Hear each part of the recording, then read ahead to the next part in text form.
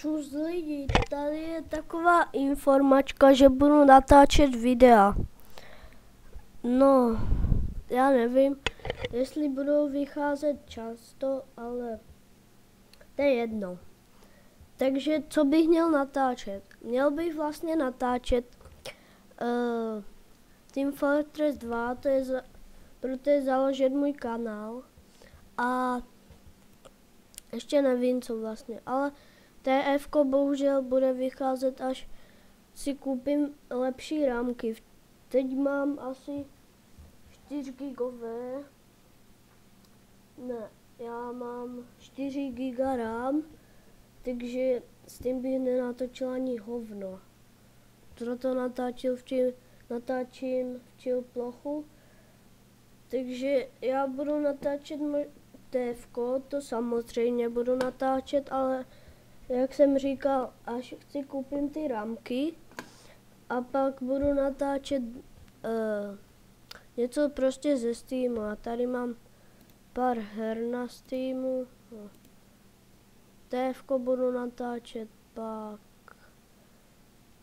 Dark Messiah of Might and Magic single player a možná Call of Duty Black Ops 2.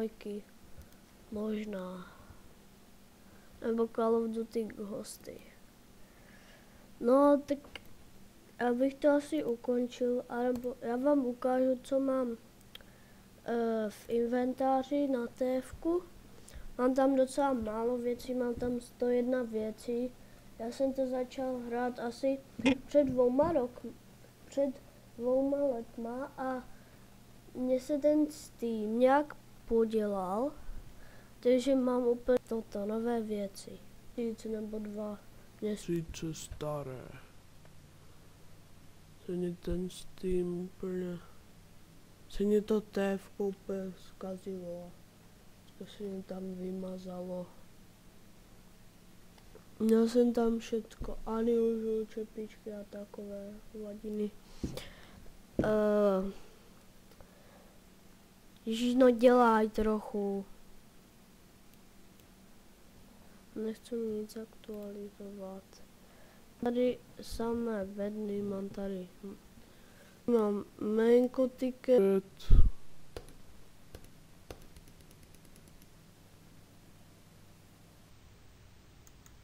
To je jedno, já vám to ukážu, až budu mít ty větší rámky na TF-ku, vám to ukážu.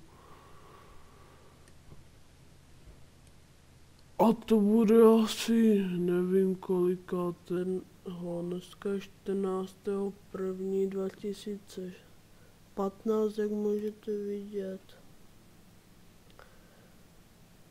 Tak já bych to asi viděl ty rámky na 28.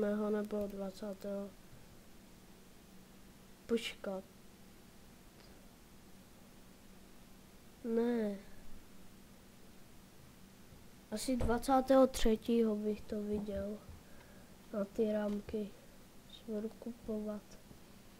Jinak mám kompl se slušnou grafiku. Mám tam, nevím co tam mám za grafiku, ale rozjede to Call of Duty všecky. A je to Advanced Warfare, ale při natáčení se to hodně seká. A TF-ko. Asi to zkusím nějak přenastavit, to TF-ko a ten Steam. Pokud by to nešlo, no tak si koupím ty rámky a to by bylo asi všecko. Tak se mějte a čus.